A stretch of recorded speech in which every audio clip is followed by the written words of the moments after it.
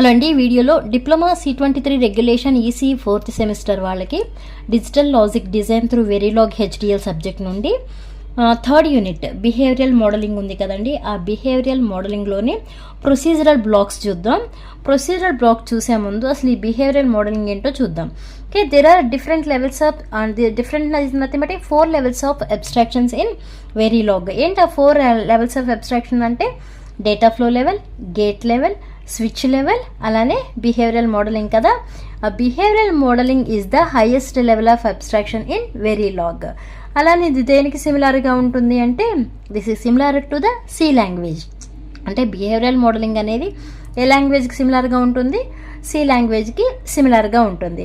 ఈ బిహేవియరల్ మోడలింగ్లో డిజైనర్ అనేవాళ్ళు ఏం డిస్క్రైబ్ చేస్తారు అంటే సర్క్యూట్ యొక్క బిహేవియర్ని డిస్క్రైబ్ చేస్తారు. The designer describes the behaviour of the circuit.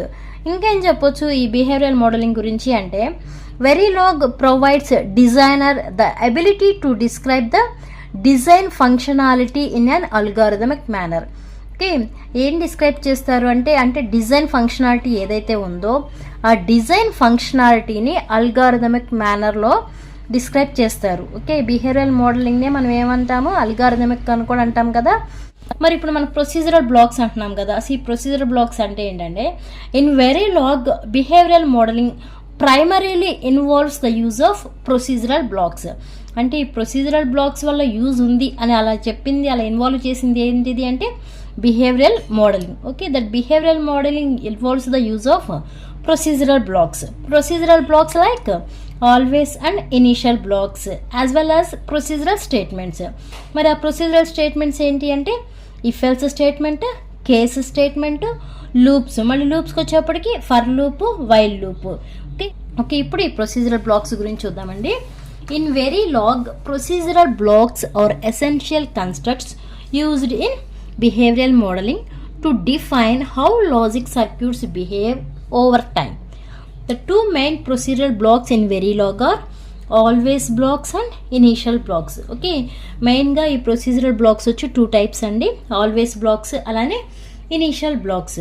Okay, first side heading వచ్చి ఆల్వేస్ బ్లాక్స్.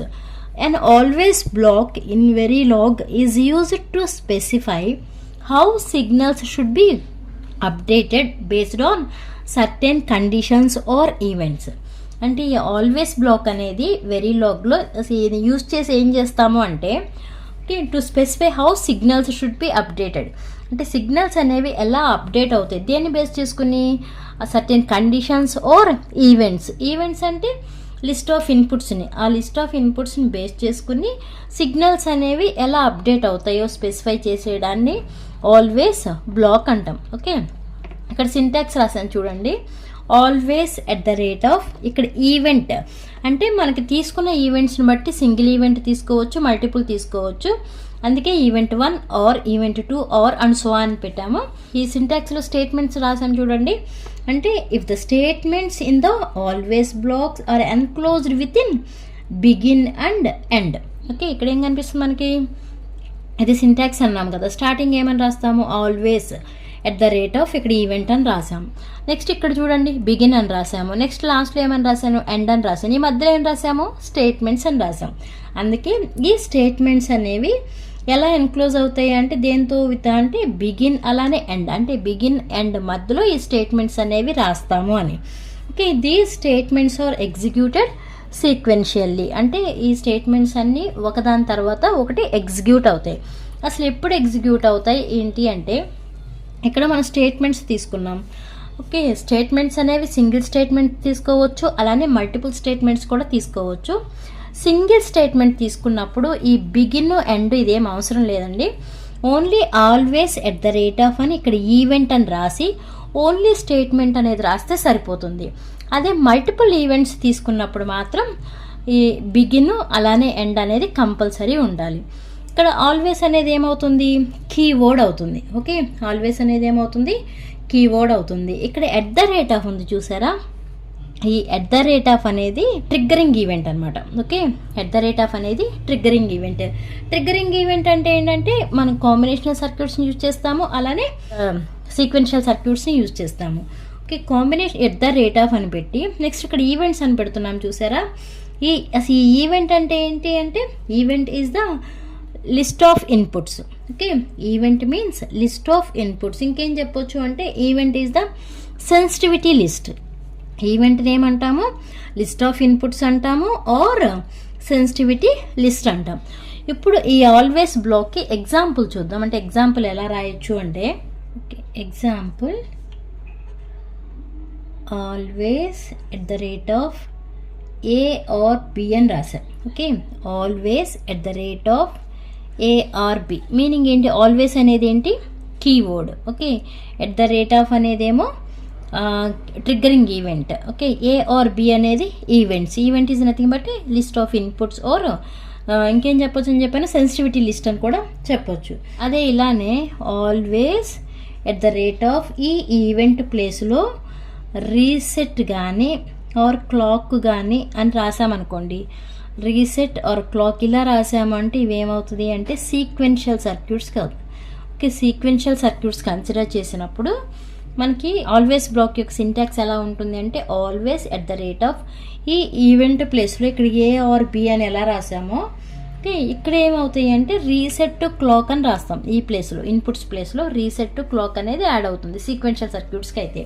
ఓకే, ఇంకో ఎగ్జాంపుల్ చూద్దాం. Always at the rate of X or Y అని రాసాం. Okay, always at the rate of X or Y. Okay, ఇప్పుడు begin అని రాసాం. Begin S equal to X or Y, అలానే X equal to X and why.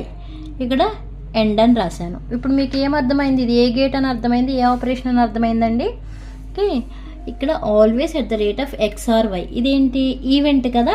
Event అంటే ఏమని చెప్పాను, number of inputs అని చెప్పాను. నెక్స్ట్ ఏంటి, బిగిన్తో స్టార్ట్ అవుతుంది.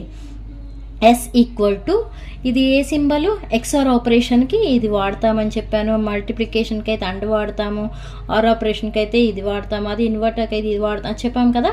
ఇప్పుడు ఇక్కడ ఎక్స్ఆర్ వై అని రాశాను. అంటే ఎస్ అంటే ఏంటి, సమ్. అలానే carry C equal to X and Y. అంటే ఇప్పుడు ఇది ఏ గేటు, ఓకే, ఇది హాఫ్ యాడర్ అండి. ఓకే, అలానే ఎండ్ అని రాసాము. ఇక్కడ ఎన్ని స్టేట్మెంట్స్ రాసాము మనం, మల్టిపుల్ స్టేట్మెంట్స్. ఒక స్టేట్మెంట్ కాదు కదా, 2 స్టేట్మెంట్స్ రాసాం. అంటే మల్టిపుల్ స్టేట్మెంట్స్ రాసాం కాబట్టి ఈ మల్టిపుల్ స్టేట్మెంట్లో ఆల్వేస్ బ్లాక్లో మల్టిపుల్ స్టేట్మెంట్స్ రాసినప్పుడు ఏమవుతుంది, బిగిన్ అలానే ఎండ్ వీటితో ఎన్క్లోజ్ అవుతుంది అనమాట ఆల్వేస్ స్టేట్మెంట్ అనేది. అంటే ఇక్కడ అవుట్పుట్ వేరియబుల్స్ ఏంటి, ఇన్పుట్ వేరియబుల్స్ ఏంటి, X and Y are the input variables అవుతాయి, S and C are the output variables అవుతాయి. అంటే ఈ output variables S and C depend on X and Y. Okay, వీటి ఆపరేషన్ పర్ఫామ్ చేసిన తర్వాత కదా వచ్చిన రిజల్ట్ అనేది ఇక్కడ స్టోర్ చేస్తాం కాబట్టి ఈ output variables depend on X and Y. Okay, ఇది మీకు ఆల్వేస్ బ్లాక్ కూడా గుర్తుపెట్టుకోవాలి. ఇక్కడ మనం ఏమని చెప్తున్నాము, ఈ ఆల్వేస్ బ్లాక్లో స్టేట్మెంట్స్ ఉన్నాయి కదా, స్టేట్మెంట్స్ అనేవి ఎప్పుడు ఎగ్జిక్యూట్ అవుతాయి అంటే ఇక్కడ మనకి ఇన్పుట్స్ ఉన్నాయి కదా, inputs is nothing but signal అనొచ్చు కదా. ఓకే, ఆ సిగ్నల్స్ అనేవి చేంజ్ అయినప్పుడు, that means if the value of a signal on the sensitivity list అంటే ఇన్పుట్ ఆర్ అవుట్పుట్ లిస్ట్లో ఆ సిగ్నల్స్ యొక్క వాల్యూస్ అనేవి చేంజ్ అయినప్పుడు then the statements inside the always block are executed sequentially are executed 1 by 1. అర్థమైందా, ఎప్పుడు execute అవుతాయి ఈ స్టేట్మెంట్స్ అంటే మనం తీసుకున్న ఈ ఇన్పుట్స్లో లిస్ట్ ఆఫ్ ఇన్పుట్స్ ఉన్నాయి కదా, ఆ లిస్ట్ ఆఫ్ ఇన్పుట్స్ యొక్క వాల్యూస్ అనేవి చేంజ్ అవుతున్నప్పుడు స్టేట్మెంట్స్ అనేవి ఎగ్జిక్యూట్ అవుతాయి. ఓకే, 1 by 1 అనేది అది మీకు ఆల్వేస్ బ్లాక్ అండి. నెక్స్ట్ ఇనీషియల్ బ్లాక్ చూద్దాం. Next initial block. ఈ ఇనీషియల్ బ్లాక్స్ని ఎందుకు యూజ్ చేస్తాము అంటే initial blocks are used for initialization tasks and execute once at the beginning of the simulation.